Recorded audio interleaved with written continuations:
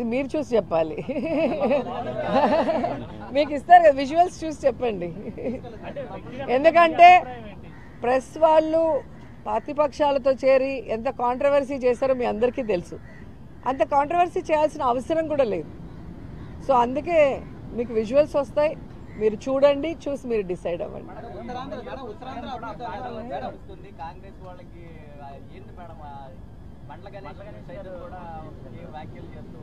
ఎవరతను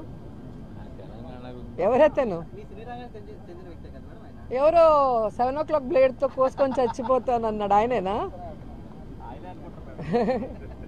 ఏం చెప్తాం వాళ్ళ గురించి. కానీ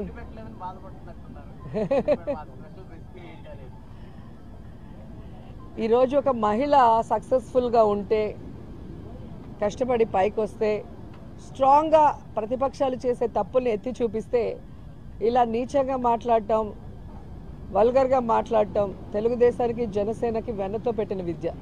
సో మహిళలు అందుకే వాళ్ళని అసహించుకున్నారు అనేది కూడా మీరు గమనించాల్సిన విషయం. ఈ వీడియో కానీ మీకు నచ్చినట్లయితే లైక్, కామెంట్, షేర్ చేయండి. మరిన్ని అప్డేట్స్ కోసం సబ్స్క్రైబ్ చేయండి.